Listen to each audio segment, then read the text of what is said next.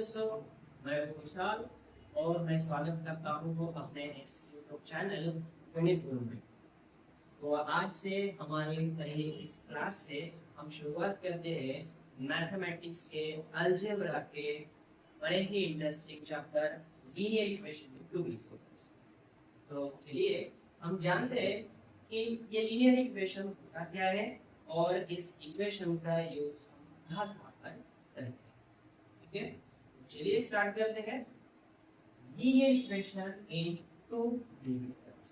तो पहले हम ये जान लेते हैं कि इस लीनियर इक्वेशन को हम कैसे जानेंगे। देखिए, हमारी डेफिनेशन कहती है लीनियर इक्वेशन टू वेरिएबल की कि किसी भी इक्वेशन में दो वेरिएबल्स होने चाहिए और हर वेरिएबल वाले टर्म की डिग्री होनी चाहिए 1। डेफिनेशन को एक बार पढ़ लेते हैं। An equation which contains two variables and the degree of each term containing variable is 1 is called as linear equation. ठीक है, तो अगर ये कंडीशन हमारी सेटिस्फाई हो जाती है तो हम उस इक्वेशन को कहेंगे लीनियर इक्वेशन। तो आइए जानते हैं कि इस इक्वेशन को मैथमेटिकली हम लिखेंगे। ठीक है, देखिए हमारा जो लीनियर इक्वेशन है, इस इक्वेशन का जनरल फॉर्म होता है ax plus by plus c equals to 0। तो कुल मिला के इक्वेशन में हमारे पास होती है तीन टर्म्स। पहली वाली ax वाली, अगेन सेकंड वाली जो by की टर्म है और लास्ट में होती है कांस्टेंट। और जो राइट हैंड साइड की टर्म है वो ऑलवेज रहेगी 0। तो इस इक्वेशन में हम इसे लीनियर क्यों कहते हैं, ये भी प्रश्न है। तो चलिए देखते हैं कि हम इस इक्वेशन को लीनियर क्यों कहते हैं। पहले तो डेफिनेशन के बेसिस पर हमें कहा गया है कि इस इक्वेशन की डिग्री होनी चाहिए 1, या तो फिर हम कहेंगे इक्वेशन की ईच टर्म, मतलब हर टर्म में जो वेरिएबल है उस वेरिएबल का पावर यानी डिग्री होनी चाहिए 1, इसीलिए हम इसे लीनियर कहते हैं। ठीक है, लेकिन हम इस इक्वेशन को अगर ग्राफिकली डिनोट करें या फिर ग्राफिकली हम इसे शो करें तो इस इक्वेशन की बनेगी एक लाइन। अगर देखिए मैं x और y के कोऑर्डिनेट्स मेरे पास होते हैं तो मैं उसे x और y और एक्सिस की मदद से इसको प्लॉट करूंगा। हर एक कोऑर्डिनेट पर मुझे एक डॉट मिलेगा। अगर मैं उस डॉट को ज्वाइन करते हुए जाऊं तो मुझे एक ग्राफ मिलेगा जो कि ग्राफ बनेगा एक सीधे लाइन का, एक स्ट्रेट लाइन का मुझे ग्राफ मिलेगा। तो इसीलिए हम अगर इसे ग्राफिकली देखें तो हम इस इक्वेशन को कहेंगे लीनियर इक्वेशन। लीनियर का मतलब होता है स्ट्रेट। ठीक है, तो ग्राफिकली हमें एक लाइन मिलती है जो स्ट्रेट होती है, इसीलिए हम इक्वेशन को लीनियर इक्वेशन भी कहते हैं। ठीक है, तो चलिए हम इस इक्वेशन की थोड़ी टर्मिनोलॉजी जान लेते हैं कि हमारे इक्वेशन में जो कंटेंट्स है उस कंटेंट्स को हम क्या कहेंगे और उसका यूज क्या क्या कर सकते हैं, उसकी जगह पे हम क्या क्या ले सकते हैं। तो देखिए टर्मिनोलॉजी, हमारा जो ax plus by plus c equals to 0 जो कि हमारे इक्वेशन का जनरल फॉर्म है, उसमें हमारे पास x और y क्या है, हमारे पास x और y होते हैं वेरिएबल्स जो कि अननोन्स होते हैं, जिसकी वैल्यू हमें पता नहीं होती। और हमें इस इक्वेशंस के मेथड्स या यूज करके हम इक्वेशन की वैल्यूज पता कर सकते हैं x और y। तो ऐसा नहीं है कि इक्वेशन में सिर्फ x और y ही लेना चाहिए, नहीं, हम x और y की जगह p और q भी ले सकते हैं और अनदर कोई भी अल्फाबेट्स ले सकते हैं जो कि लास्ट में यूज होते हैं। ठीक है, तो देखिए हमारा x और y तो वेरिएबल हो गया और उसके मल्टीप्लायर्स में भी कुछ नंबर्स है, यानी कि कुछ वेरिएबल और दिए हुए हैं। जैसे कि x का मल्टीप्लायर दिया हुआ है a, y का मल्टीप्लायर दिया हुआ है b। तो ये a और b क्या है, a और b होते हैं कोएफिशिएंट्स जो कि कोई नंबर्स होंगे। कौन से नंबर्स, तो नंबर्स होंगे रियल नंबर्स। ठीक है, बट इस इक्वेशन को सेटिस्फाई करने के लिए हमारे पास एक और कंडीशन दी हुई है a और b से जुड़ी।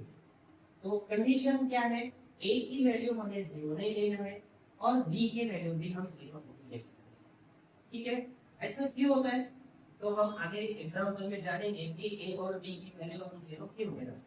ठीक है, और एक पॉइंट है हमारे पास सी, तो जो हमारे जनरल फॉर्म में सी लिखा है जो कि लास्ट वाली टर्म है जिसको कोई भी वेरिएबल नहीं, ठीक है, तो ये कांस्टेंट भी क्या होगा, एक रियल नंबर ही होगा जिसकी वैल्यू हम कुछ भी रख सकते हैं, रियल नंबर से जुड़े हुए जितने भी नंबर्स हैं हम उसमें से कोई भी वैल्यू उसमें रख सकते हैं अकॉर्डिंग टू कंडीशंस।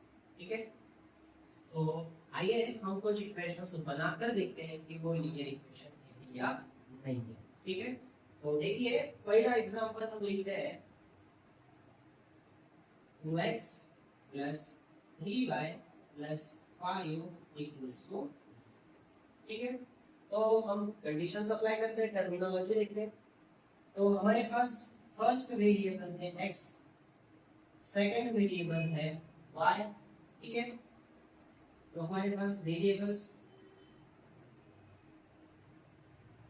ये होते हैं x एंड, ठीक है, कोएफिशिएंट्स देखते हैं।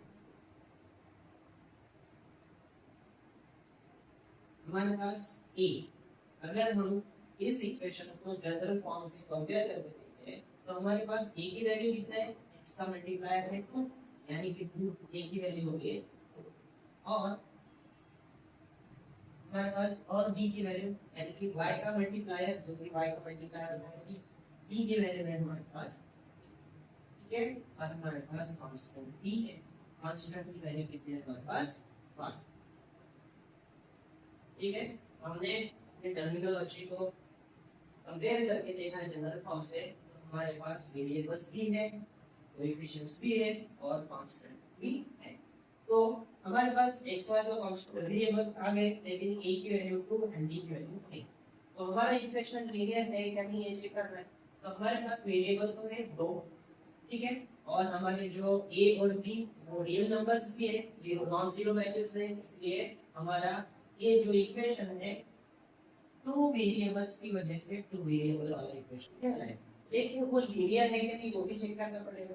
तो इसके लिए हमारे पास क्या कहा गया डेफिनेशन में, degree of each term containing variable is 1। हमारे पास जो इक्वेशन है उसमें जो वेरिएबल्स है वेरिएबल्स की पावर यानी डिग्री कितनी होनी चाहिए, तो हमारे पास जो इक्वेशन दिया हुआ है उसका पावर x का 1 है और y का भी 1 है। इसका मतलब ये हुआ कि हमारा जो इक्वेशन है वो लीनियर भी है। ठीक है, तो हम कंबाइन अगर इसको देखें, देखिए वेरिएबल अपने पास दो हो गए और हर वेरिएबल वाली टर्म की जो डिग्री है वो है 1, तो इसलिए हम ये हुए इस इक्वेशन को क्या कहेंगे, linear equation in two variables. ठीक है, तो हमारे पास पहला एग्जांपल लीनियर इक्वेशन है टू वेरिएबल वाला, ठीक है, और एक इक्वेशन देखते हैं अगर वो लीनियर इक्वेशन है नहीं है।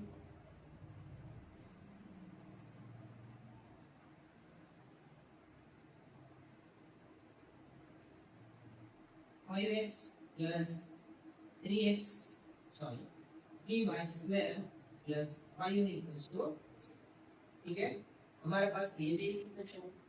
अब ये इक्वेशन में देखते हैं हमारे पास वेरिएबल है x एंड, ठीक है, कोएफिशिएंट है हमारे पास a की वैल्यू आयु मतलब ये x का मल्टीप्लायर है, और दूसरा कोएफिशिएंट b जो कि y का मल्टीप्लायर है, b की वैल्यू पे 3। तो हमारे पास एक कांस्टेंट भी है जिसकी वैल्यू है y।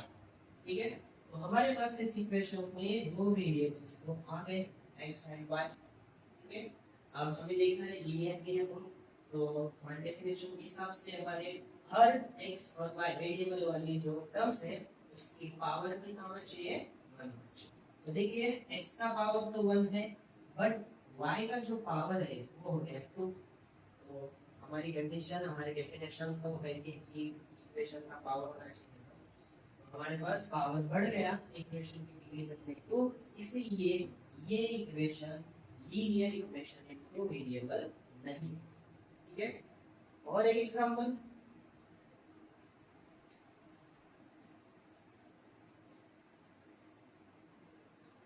1/x plus 1/y plus 3 equals to 0। ठीक है, अब देखिए इस इक्वेशन में हमारे पास x और y जो है डिनोमिनेटर में आ गए। अगर मुझे लीनियर इक्वेशन फिट करना है तो वो मुझे न्यूमरेटर से। ठीक है, देखिए इस इक्वेशन के दोनों ही वेरिएबल्स को हम लेकर जाएंगे न्यूमरेटर। अगर x डिनोमिनेटर में से न्यूमरेटर में लेकर जाए तो उसका पावर नेगेटिव बन जाता है, तो साइन चेंज हो जाती है। तो x डिनोमिनेटर में 1 था, ऊपर आ गया तो x को -2। सेम y का भी y डिनोमिनेटर में प्लस है, पावर ऊपर आने की वजह से कितना हो जाएगा माइनस। तो y का पावर है -3।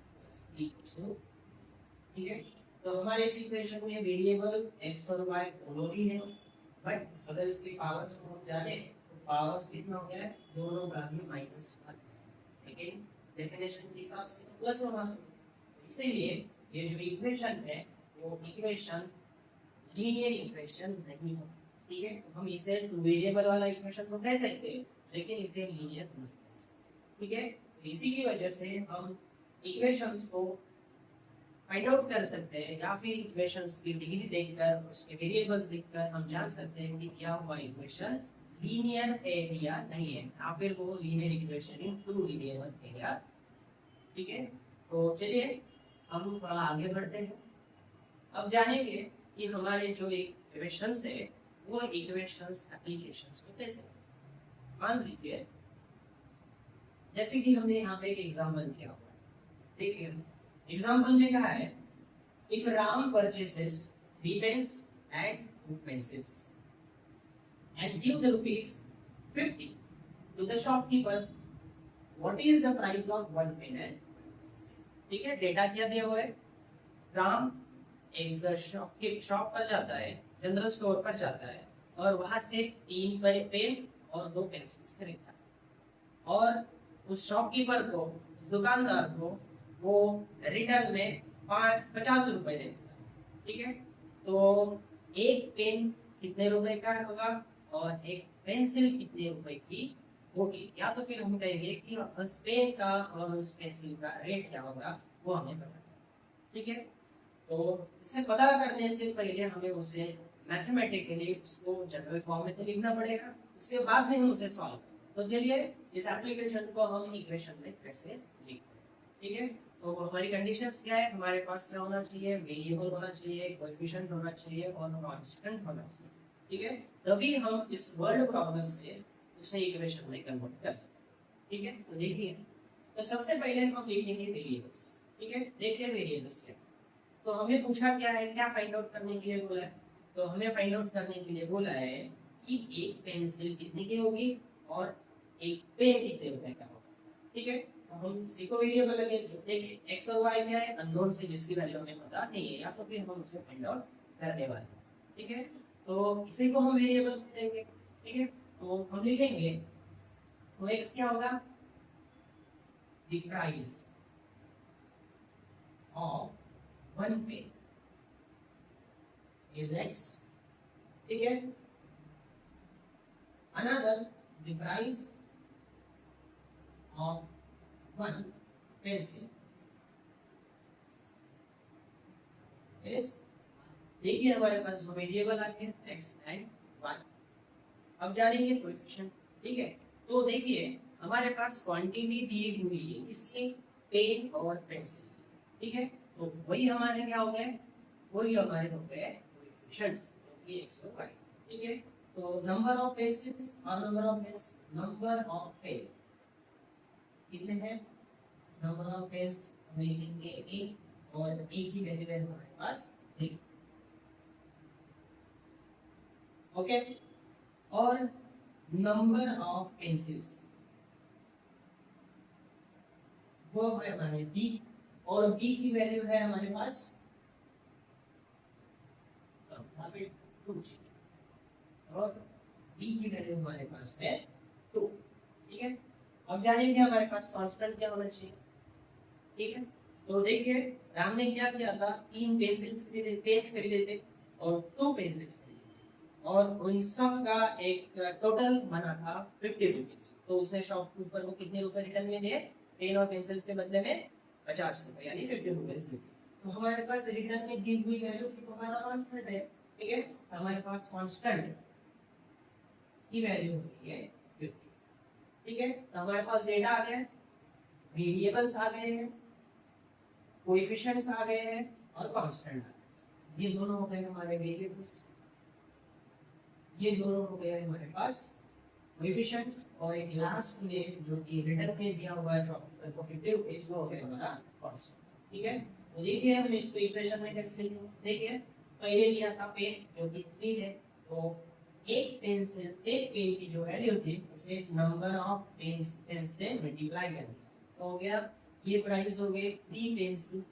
और उसने क्या खरीदा था प्लस उसने और क्या खरीदा पेंसिल्स खरीदी, कितने खरीदी, तो एक पेंसिल की प्राइस थी बाय और उसकी क्वांटिटी थी 2, ठीक है। तो इन दोनों का मिला के टोटल कितना हो गया 50 रुपीज हो गया। कितना रुपीज हो गया था 50 रुपीज हो गया। तो देखिए हमारा लीनियर इक्वेशन बन गया, ठीक है। तो अगर हम जनरल फॉर्म में इसको देखें तो जनरल फॉर्म में कांस्टेंट की value equal to left hand side में है और हमारे इक्वेशन में राइट हैंड साइड में है। तो इससे कोई ज्यादा फर्क नहीं पड़ेगा, बस सी की टर्म की जो यहाँ पे पॉजिटिव है यहाँ ये साइड में क्या हो जाएगी नेगेटिव, ठीक है। तो उसमें ज्यादा कोई टेंशन नहीं है, इतना कोई प्रॉब्लम नहीं आएगा। तो इस इक्वेशन में 3x + 2y = 5 जो कि हमने हमारे वर्ड प्रॉब्लम को हमारे एप्लीकेशन को इसमें कन्वर्ट किया है इक्वेशन में कन्वर्ट किया, ठीक है। तो इस तरह हम लीनियर इक्वेशन इन दो वेरिएबल्स को लिख सकते हैं या तो फिर वर्ड प्रॉब्लम से उसे बना सकते हैं, ठीक है। तो चलिए आज की क्लास हम यहीं पर रोकते हैं और अगली क्लास में हम पढ़ेंगे कि इन लीनियर इक्वेशन को हम किस तरह से सॉल्व करेंगे, यानी कि हमारे जो x और y वेरिएबल्स है उसको हम कैसे फाइंड आउट करेंगे, ठीक है। उसकी कुछ मेथड्स है, उस मेथड्स को हम 1 बाय 1 हर एक वीडियो में डिटेल में पढ़ेंगे, ठीक है। और आज हमने देखा है इस इक्वेशन के इंट्रोडक्शन। इस इंट्रोडक्शन में हमने देखा कि लीनियर इक्वेशन हम उसे कहते हैं, हम उसको कैसे पहचानेंगे, ठीक है। उसके बाद में उसका जनरल फॉर्म देखा, उसके बाद में हम उसकी टर्मिनोलॉजी जान ली और टर्मिनोलॉजी जानने के बाद में हम कुछ एग्जांपल्स लिए जिसकी वजह से हम पता कर सकते हैं कि दिया हुआ इक्वेशन लीनियर और 2 वेरिएबल वाला है या, ठीक है। और सबसे लास्ट में हमने देखा कि इसी इक्वेशंस के कुछ एप्लीकेशंस भी होते हैं जो कि प्रैक्टिकली हम उसको यूज कर सकते हैं डेली लाइफ, ठीक है। तो उसके एप्लीकेशंस का भी एक क्वेश्चन देखा जिसमें हमने वर्ड प्रॉब्लम को उसके लीनियर इक्वेशन में कन्वर्ट किया, ठीक है। और आपके लिए भी जाते जाते एक वर्ड भेजा हो जो कि एक इक्वेशन है, एक वर्ड प्रॉब्लम है, उसको आपको कमेंट में बताना है कि उसका आंसर क्या आएगा, यानी कि उसका लीनियर इक्वेशन क्या होगा, ठीक है। और लास्ट में आपसे एक रिक्वेस्ट करना चाहूँगा कि आपको अगर ये क्लास पसंद आती है, आपको हमारी इस क्लास समझ में आती है, तो हमारे इस गणित गुरु चैनल को जरूर सब्सक्राइब करिए। अगर अच्छी वीडियोस लगती होंगी तो लाइक भी जरूर करिए, ठीक है। तो आज के लिए बस इतना है, बाय बाय।